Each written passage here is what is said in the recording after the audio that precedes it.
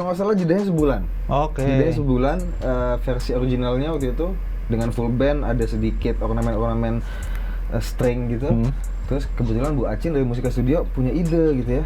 Kayaknya enak deh kalau lagunya kita kemas lagi, kita kemas ulang pakai versi yang berbeda, lebih romantis, lebih karena kan lagu yang pertama itu dan album yang pertama lebih kental dengan suasana sesuai dengan video klipnya ya, menceritakan tentang hubungan orang tua sama anak, lebih kedekatan kita ke orang rumah.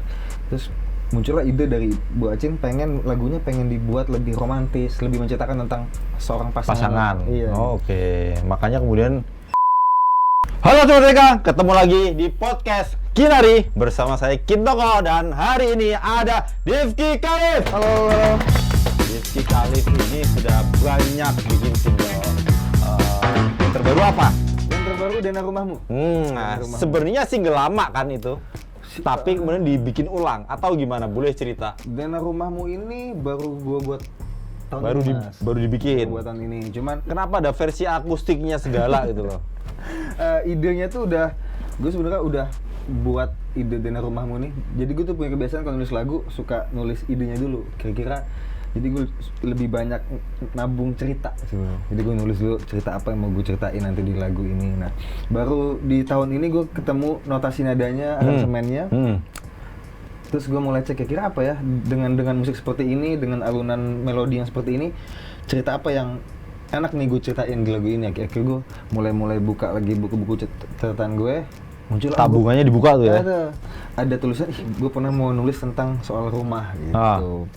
Terus kenapa ada versi yang lainnya, versi akustik? Sebentar, sebelum versi akustik itu memang dirilis bersamaan apa memang sengaja dipisah? Kalau nggak salah jedanya sebulan. Oke. Jedanya sebulan, versi originalnya waktu itu dengan full band, ada sedikit ornamen-ornamen string gitu.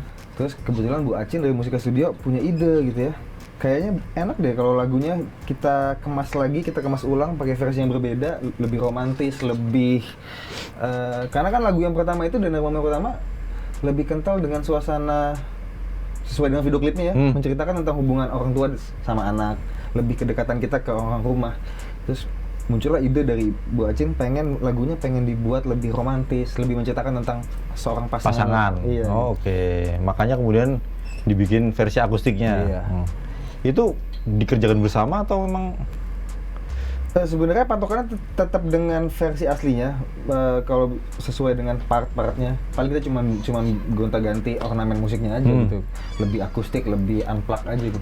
Dengan gitar sendiri juga, main gitar sendiri ya? Gitar. Lebih sederhana ya? Lebih sederhana, tapi lebih manis sih kalau gue bilangnya. Lebih manis. Pengerjaannya seminggu. Enggak, artinya lebih mudah yang... Lebih mudah yang kedua. Yang kedua, yang akustik ya? Iya. Dan hasilnya menurut Difki? Kalau memang goalsnya adalah kita pengen buat Dena Rumahmu dengan nuansa yang lebih romantis, gue cukup puas gitu ya. Kayaknya lebih kalau untuk orang-orang kasmaran kayaknya lebih pas gitu. Boleh nggak milih kira-kira enakan yang mana versimu?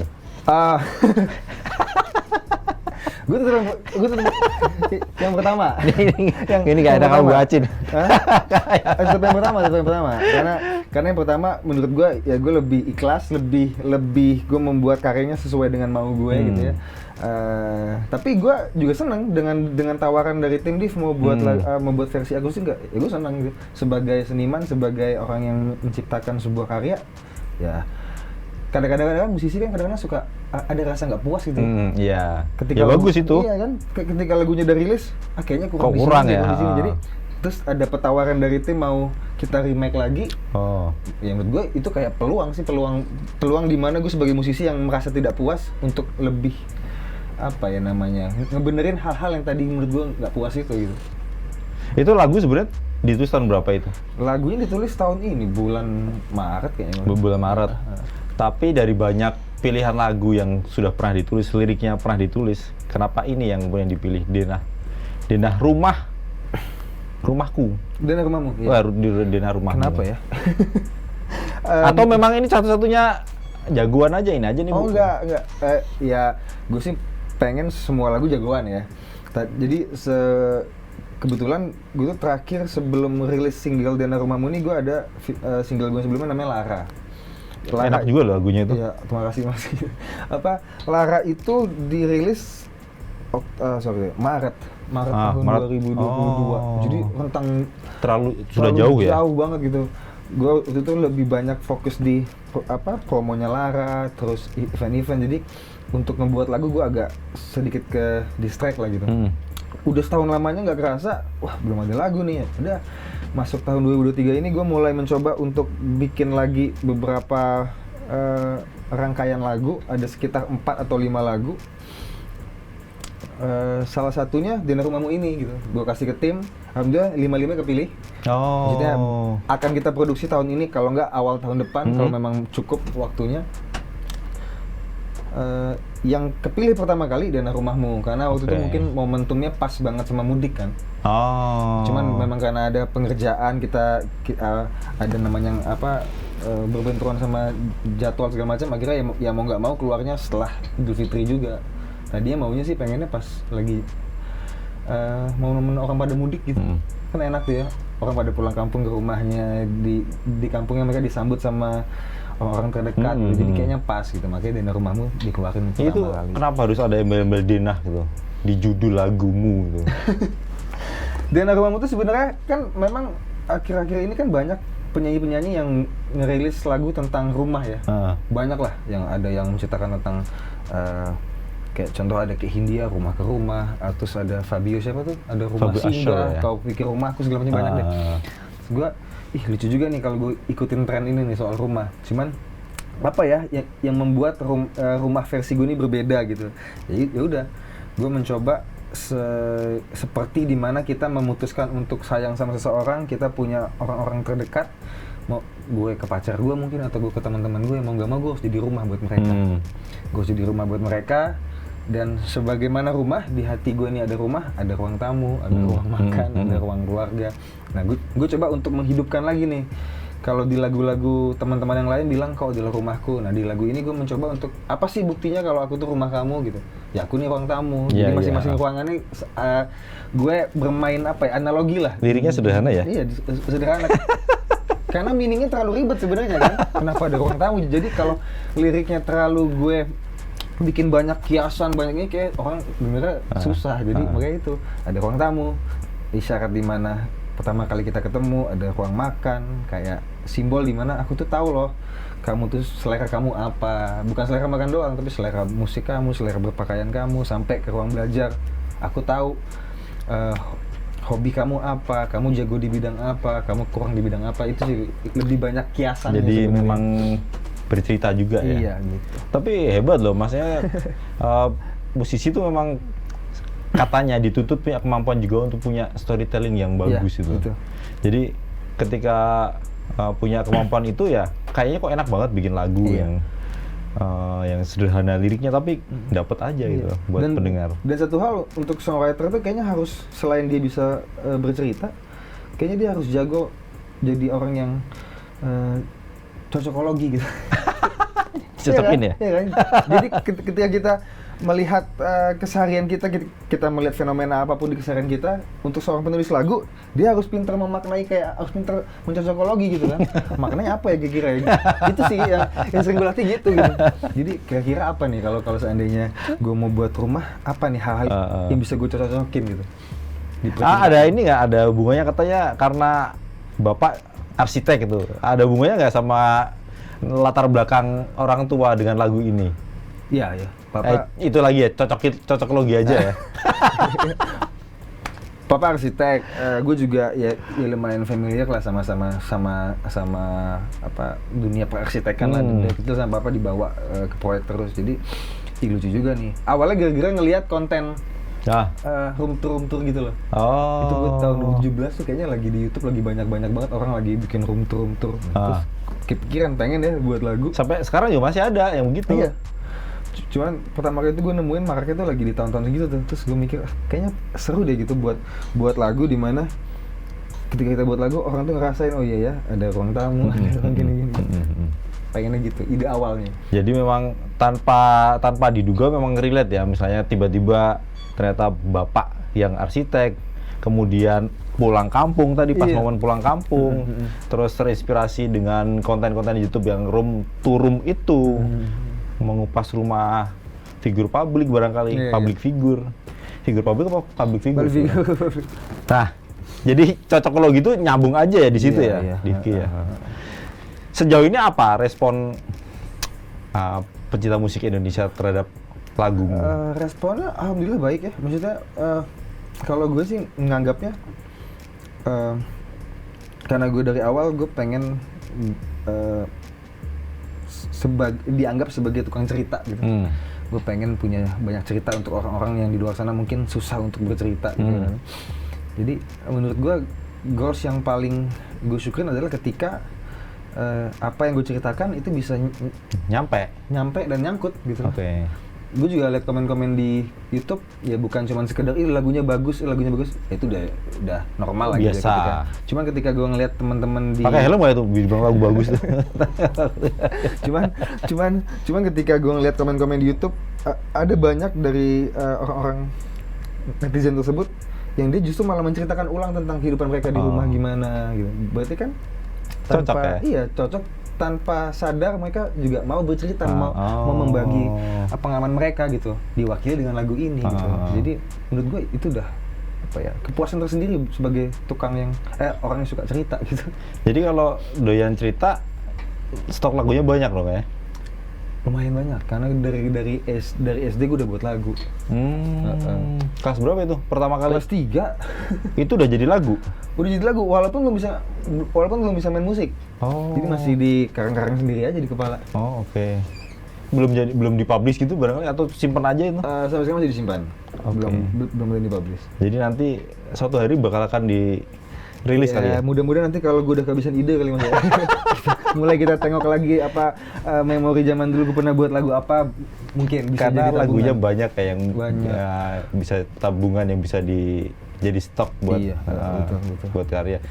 Nah, Sobat DK kalau denger Difki ini nyanyi nggak jauh beda sama Ariel Noah gitu. Iya, Suara Bang Ariel. tebel, karakternya tuh kuat. Jadi memang ada hubungan apa dengan dia sebenarnya? Selalu ada dikaitkan dengan dia gitu loh. Bang Ariel tuh kakak sepupu. Kakak sepupu. gue. Jadi mamanya Bang Ariel adalah kakaknya papa. Jadi satu nenek lah. Mungkin nggak tahu ya, mungkin karena pabrikannya sama kali ya suaranya, gue nggak tahu sih sebenarnya. Dan mungkin pertama memang gennya mungkin ya ada faktor genetik. Kedua kebetulan zaman remajanya Bang Ariel dulu, Bang Ariel tinggal sama bokap gue juga kebetulan. Bokap gue tinggal di rumah Bang Ariel dulu pas bokap gue masih kuliah. Bang Ariel itu SMP lah segala macam. Jadi bokap gue termasuk omnya Bang Ariel yang memang sering diajak ngobrol lah gitu. Jadi apapun yang bokap gue dengerin pada kala itu, musik apapun yang bokap lagi dengerin, Bang Ariel juga dengerin. Dan itu kebawa sampai Bang Ariel akhirnya bisa jadi semua legenda ini sekarang gitu ya. Ya udah, jadi mungkin emang frekuensinya di musik sama gitu, akhirnya apa yang bokap kenalkan gue di musik juga sama gitu. Jadi referensinya ya nggak beda jauh. Lagu-lagu yang Bang Ariel dengerin dan apa yang gue dengerin nggak beda jauh gitu. Di single pertamanya Difki kali ya, yang Cinta Yang Diam itu emang kok kayaknya ini banget ya. Apa tuh? Noah banget itu. Iya, Noah. Memang ya. Ngerasa itu nggak? Ngerasa Atau gue banget. doang yang ngerasain? Ngerasa banget. Waktu itu sebenarnya lagu itu tuh Atau karena ada pengaruhnya dia? Enggak, ya pengaruh pasti karena tadi gue bilang Itu 2000? Cinta Yang Diam itu gue buat lagunya tahun 2014. 14? Baru dirilis kemarin, 2021. Terus gue rekam bareng sama teman-teman band gue. Dulu gue juga ngeband. Ya dulu kita kan pengennya kan musik tuh kayak Coldplay gitu. Cuma tapi kan kalau kita pengen kayak Coldplay, kalau ditarik ke Indonesia ya lagi-lagi Noah gitu kan, dengan efek gitar segala macam. Ya akhirnya mirip Noah pastinya gitu. Cuman sudah kita aransemen lagunya Cinta Yang Diam dengan band itu? Dengan band? Ya, dengan bandmu apa namanya? Udah ganti-ganti namanya, tapi personalnya Saat sama-sama itu, aja. saat Cinta Yang Diam itu. Waduh, gue lupa namanya. Saking banyak ya? Namanya nggak penting lah namanya. pokoknya itu punya band tahun 2017, bubar bandnya. Bubar ya sudah, karena memang di band itu gue yang penulis lagunya. ya gue beranikan diri lah untuk jadi gue mendingan solo aja deh gitu. Baru dapat tawaran tuh di Musika tahun 2019. Nah, gue sempat ngasih lagu Cinta yang Diam itu berikut dengan aransemen sama teman-teman band dulu ke Bang Ariel. Untuk dinyanyikan Noah? Enggak. Untuk itu tahun 2015 gue udah kasih demonya untuk biar bisa masuk Musika. Nah, Bang Ariel nggak dulu gitu. Maksudnya itu promo nih, tolong Bu Acin kasih kesempatan gitu kan. Ada lagu nih gitu kan. Ya pakai sekedar hearing cukup buat didengerin atau memang tolong dong kasih Bu Acin gitu? Iya, niatnya pengen gitu kan. Karena abang bilang lu kalau ada lagu sini yuk, kata abang. Yaudah, akhirnya gue rekam. Jadilah lagu itu tahun 2015 gue kasih. Tapi nggak langsung dapet kata iya dari abang gitu ya. Kayaknya lu masih perlu buat lagu lagi nih kata abang. Masa begitu sih? Banyak sama adik sepupu? Nggak apa justru bagus. Enggak, maksudnya beneran begitu? Iya begitu. Jadi banyak apa kata dia, banyakin dulu pengalaman, banyakin dulu stok lagunya, baru nanti kalau udah siap gue bantuin deh kata dia. Bang, gua kan udah ngeband saat itu kan, emang nggak cukup itu pengalaman ngeband itu dengan band lama itu? Menurut dia nggak cukup kayaknya. Kita nggak tahu. Cuman tapi gue senang. Dan setelah itu pun gue masih ikut beberapa kali sempat diajakin Noah tour. Gue sebagai krunya gitu, gue belajar sama krunya Noah gitu. Jadi nggak di panggung, malah di belakang panggung. Abang bilang lu harus tahu proses dari bawah gitu kata dia. Lu harus tahu gimana sebelum kita naik atas panggung gede, lu harus tahu dari persiapannya, dari apa aja yang dipikirin gitu.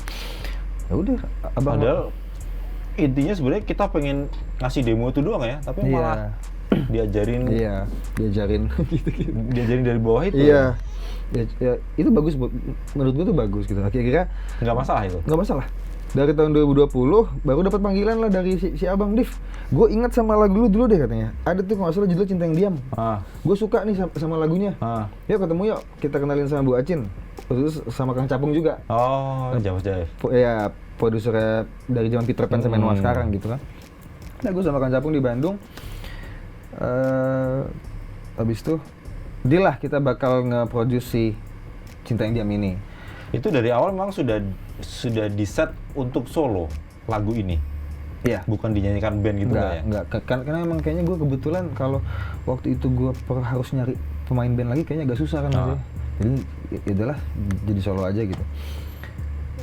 Kita aransemen ulang tuh si Cinta yang Diam, dan ternyata abang maunya pakai aransemen gue sama teman-teman gue dulu. Jadi yang sekarang didengar sama teman-teman itu aransemen gue sama teman-teman dulu. Ya paling abang sama teman-teman session Noah yang lain paling ya cuman kayak apa ya, kira-kira kalau memang ada aransemen yang kurang pas mereka benerin dikit-dikit. Cuma tapi suara benang merah ya aransemennya aransemen gue sama teman-teman dulu, nggak diubah-ubah. Gitu. Dan akhirnya goal ya? Goal, alhamdulillah. Lagu itu akhirnya meledak ya? Mudah-mudahan, amin ya. Jadi setidaknya saat itu udah mulai diambil langsung sama Musika kan itu? Single pertama di Musika kan? Single pertama. Apa ketika lagu itu kemudian diterima Musika? Ya ini mimpinya begitu. Terima kasih Bang gitu. Ngasih apa gitu. Iya. Terima kasih pasti karena dulu zaman-zaman gue SMA, teman-teman gue pengen masuk UI, masuk ITB. Gue enggak, gue pengennya masuk Musika. Beneran. Nggak pengen sekolah, gue mau di musik. Gue mau di musika studio gitu. Padahal sebentar, Bapak barangkali pengen juga arsitek juga, enggak juga? Enggak. Papa sama Mama emang udahlah kalau memang kamu di musik nggak apa gitu. Kayaknya dia sadar mungkin anaknya nggak cukup kemampuan ininya buat sekolah pintar gitu. Nggak, karena mungkin orang tua sudah tahu role modelnya. Iya. Ada Ariel Nazril Irham nih, jadinya barangkali ketika Divki pengen jadi penyanyi langsung di ACC kali, gitu, bener nggak? Betul. Oke. Jadi akhirnya keterima Musika, sebenarnya ketika teman-teman yang lain masuk kampus. Iya. Gue sempat kuliah dulu. Sempat kuliah.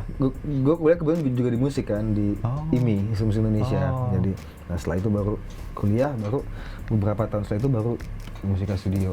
Terus kuliahnya? Kuliahnya apa kabar itu? Apa? Kuliahnya apa kabar? Tinggalin. Semester apa gue lupa tuh. Gitu.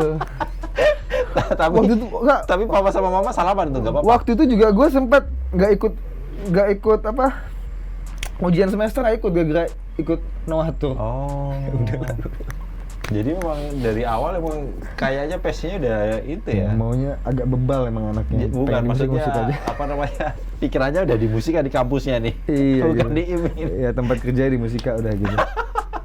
Jadi pengalaman selama jadi kru Noah Hah? memberikan apa untuk Difki? Terutama pengaruh apa dalam berkarya? Banyak ya pengaruh ini. Pertama, sampai Jangan-jangan musiknya kemudian terus karena terpengaruh Noah, sering nongkrongin konser Noah, musiknya Noah semua sekarang, nih. enggak, justru di situ kayak ya pertama pastinya gue kayak jadi kayak gimana ya? Gue tuh ngejadiin Bang Boril nih analogi ini seperti kalau kita semua pengen ke Bandung, mungkin banyak musisi-musisi lain pada mau ke musika gitu. Ya katakan musika itu adalah Bandung lah gitu. Gue kayak jadiin abang tuh mobil buat gue gitu. Mungkin teman-teman lain ya yang nggak punya koneksi orang dalam gitu ya kayak gue, mungkin ke Bandung perlu cuman bisa pakai bis atau mungkin mobil Avanza atau apalah gitu ya. Cuman dengan adanya abang mungkin gue bisa ke Bandung dengan mobil BMW mungkin atau Ferrari mungkin lebih cepat aja gitu. Cuman sampainya di Bandung, sampainya gue di tujuan ya masalah uang makan gue, masalah gue harus tinggal di mana, itu gue udah bener-bener harus siapin sendiri gitu. Jadi abang cuma nganterin gue doang sebenarnya. Kalau gue sih itu ya, apa ya, menerapkannya seperti itu pola berpikirnya. Ya udah, abang nganterin gue sampai gue di musika ya sudah. Apapun yang gue lakuin, semua tanggung jawab sendiri gitu. Tapi memang gebrakan single pertama Cinta Yang Diam memang oke, jadinya kalaupun memang karyanya tidak baik menurut musika ya nggak akan diterima kan. Iya. Jadi setelah itu memang begitu pintu musika diketok, dibukain pintu kan gampang Difki jadi akhirnya rilis single berikutnya kan. Iya. Ada Lara, ada sempat Mata Elang juga ya. Mata Elang itu bukan di luar musika ya? Mata Dewa. Mata Dewa punya Iwan Fals. Kenapa jadi Mata Elang? Waktu itu Banyak orang di jalan ya dia. Iya. Om Iwan mau nge-remake lagi kan. Apa Mata Dewa ini. Itu juga bagian dari single di musika. Kalau itu kita rame-rame sama solois musik sama solois musika. Ada Stefan Pasaribu, Shakira Yasmin, Rena Putri. Kompilasi ya? Kompilasi. Oke. Itu jadi berdasarkan Mata Elang yang zaman dulunya kita remake lagi, kita tambahin choir gitu. Tapi jadi asik juga sih. Asik Om Iwan. Lagu yang pertama kali rilis tahun 1989 dirilis Iwan Fals, jadinya dinyanyiin sama Difki jadi ya enak aja. Iya. Terus sama ada satu lagi yang Kabar Aroma Tanah. Itu juga kita Om Iwan juga ngajak kita, ngajak gue sama teman-teman yang lain gitu. Itu lagu baru kok itu ya. Itu memang pilihan atau langsung Difki nyanyi lagu ini, Stefan Pasaribu nyanyi lagu B dan sebagainya, atau kita bisa milih gitu? Enggak, waktu itu sih sebenarnya cuman inisiatifnya si Om Iwan gitu. Om Iwan pengen, saya baru buat lagu nih Kabar Aroma Tanah, kayaknya enak deh kalau ada choirnya gitu. Akhirnya gue dipanggil lah sama teman-teman yang lain gitu untuk ngisi backing vokalnya di situ. Oke. Kabar Aroma Tanah. Yang Aroma Tanah, yang Mata Dewa juga sama. Maksudnya kita nggak ada apa yang, bukan kita memilih lagu ini, nggak. Memang Om Iwan yang nawarin. Langsung nunjuk, langsung diminta. Pengen dong solois muda musika nyanyiin gitu. Ya udah, kita waktu itu dipanggil langsung masuk dalam satu studio, kita workshop bentar, bisa langsung take vokal. Langsung apa ya? Gimana itu langsung suruh nyanyi lagunya beliau itu? Deg-degan langsung di depan lagi. Gimana ya? Om Iwan kan legenda hidup gitu kan. Terus dengan karyanya yang udah begitu banyak, nyanyi depan dia, tapi ya yang gue belajar Om Iwan tuh betul-betul sebegitu masyurnya namanya beliau gitu, dia ketemu sama kita kayak kita ngerasa nggak ada gap sih sama dia gitu. Tetap mau sharing, tetap mau ketawa-ketawa gitu. Ada beban nggak misalnya nyanyi lagu legenda musik Indonesia begitu? Kalau beban pasti ada, cuman karena ini kita nyanyi rame-rame, jadi ya sudahlah gitu. Kalau gue katakan gue sendiri sama Om Iwan, lumayan juga nih pasti berasa banget.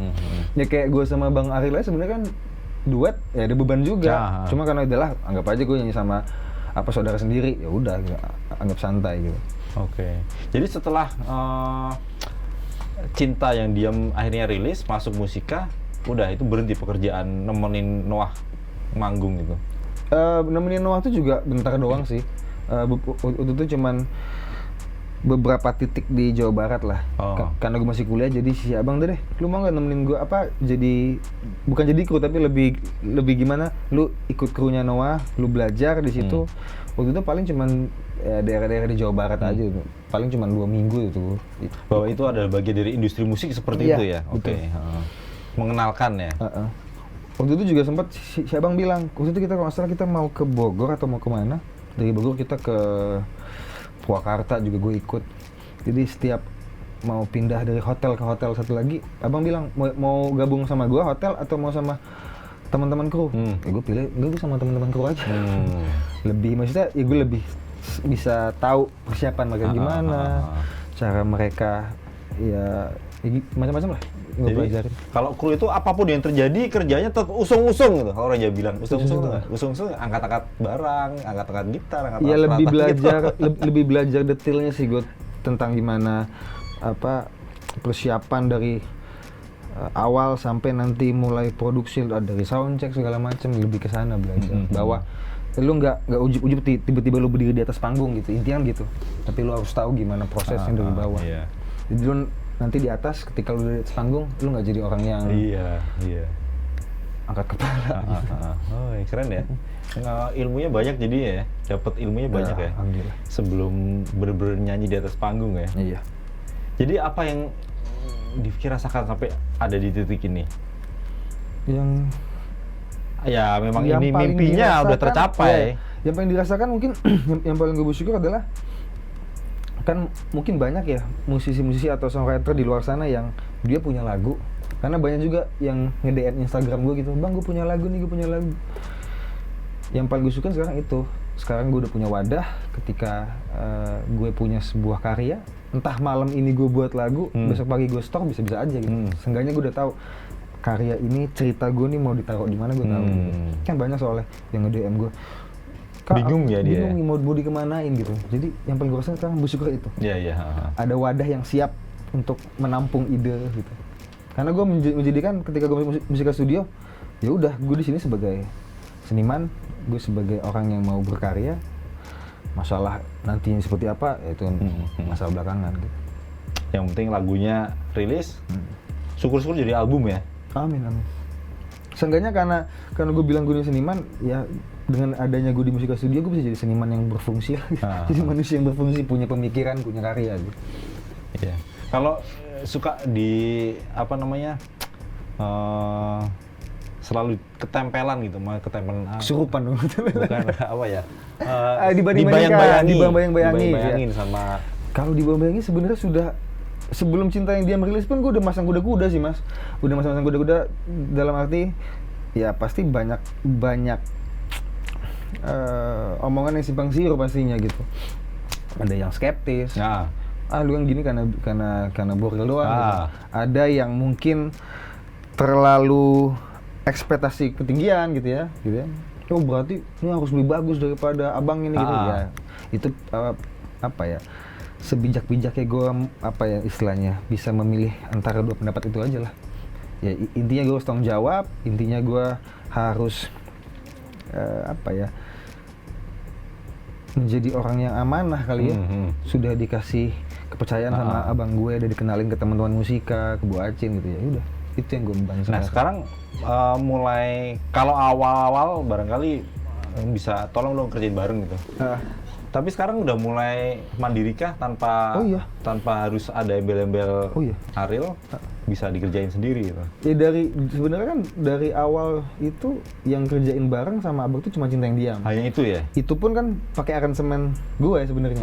Cuman abang lebih ngeliatin lagi kira-kira apa yang perlu diubah, kira-kira apa yang perlu dikoreksi gitu. Nah, setelah Cinta yang Diam, single kedua, ketiga, keempat, kelima sendiri sama sekali sendiri. Gue ya kadang-kadang teman-teman bilang coba dong lu minta pendapat abang lu.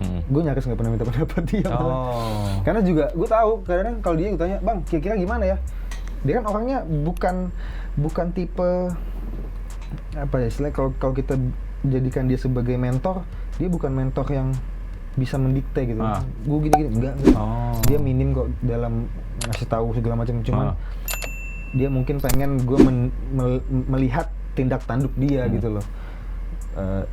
Yang penting lu buat lagu enak, tetap konsisten, dah gitu aja bahasa dia. Jadi apapun yang terjadi, tanggung jawab lu bikin karya, iya, lakukan sendiri, berkarya sendiri.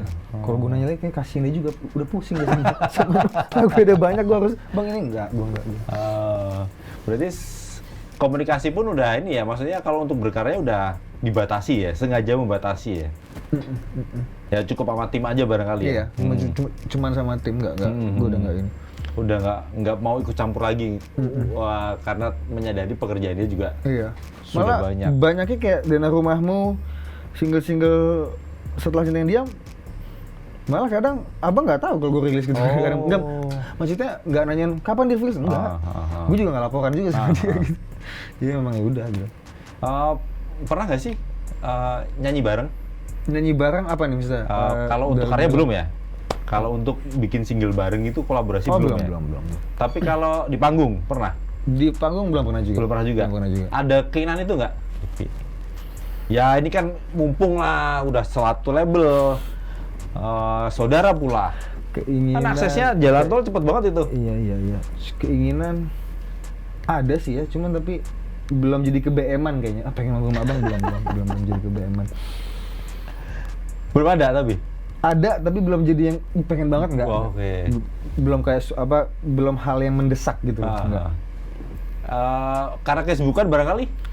Karena kesibukan, ya karena...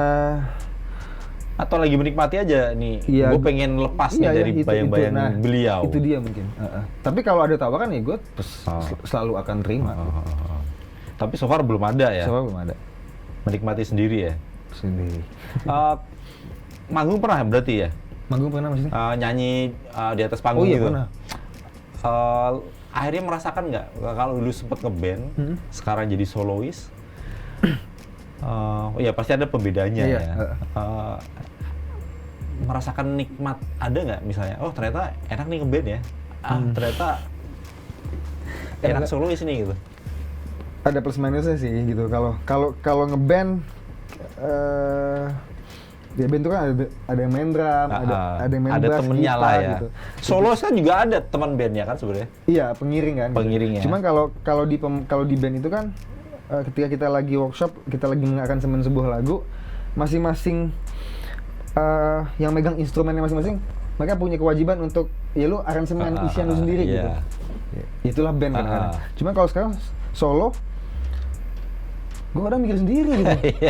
Gimana drama? Nah, makanya sekarang dibantuin sama produser. Nah, kebetulan produser gue juga, gue jadi gini, gue punya pengiring, teman-teman pengiring, apa namanya? Session player ya, session player gue itu gue jadikan sebagai produser gue juga. Jadi mereka yang membuat, mereka juga yang nanti memainkan gitu. Jadi ya sebetulnya nggak beda jauh sama sistem kerjanya kayak di band gitu. Cuman ini aja ya, apa ya? Rasanya aja ya kali ya. Iya. Kalau tampil kan Difki Khalif. Kalau band ya kan akhirnya panggil nama bandnya itu kan. Walaupun gue lebih nyaman dipanggil nama apa? Lebih nyaman dipanggil band daripada gue. Oh gitu? Nama gue. Ya kan dari SMP udah ngeband gitu ya. Di SMP ngeband, terus foto berempat gitu. Terus sekarang foto sendiri. Aduh. Cuma pelan-pelan kita udah adaptasi, pelan-pelan udah ya udah memang di sini sekarang gitu. Tapi kalau nyanyi tampil di atas panggung itu kan biasanya personel band pengiringnya itu kan tetap itu atau berganti-ganti? Oh tetap. Makanya gue jadikan mereka kayak band gue sekarang. Ya Ari Lasso aja akhirnya pakai nama dia, tapi kan band pengiringnya juga orangnya itu juga kan. Karena takutnya kan kadang karena memang gue solois yang sebetulnya jati dirinya pemain band gitu. Jadi perlu punya karakter dari musik, dari ini. Jadi kalau pemain bandnya ganti-ganti, kadang-kadang kan rasanya beda-beda gitu. Jadi perlu ada satu formasi di mana orang-orang itu sudah tahu gue gimana, musiknya mau kayak gimana. Jadi ya kedepannya karakter makin kuat gitu. Ini ke depan akan mini album dulu, langsung album apa single lagi ini?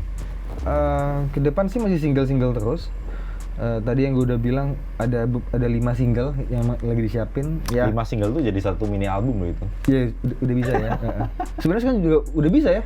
Udah 5 single. Dikumpulin kan? Dikumpulin.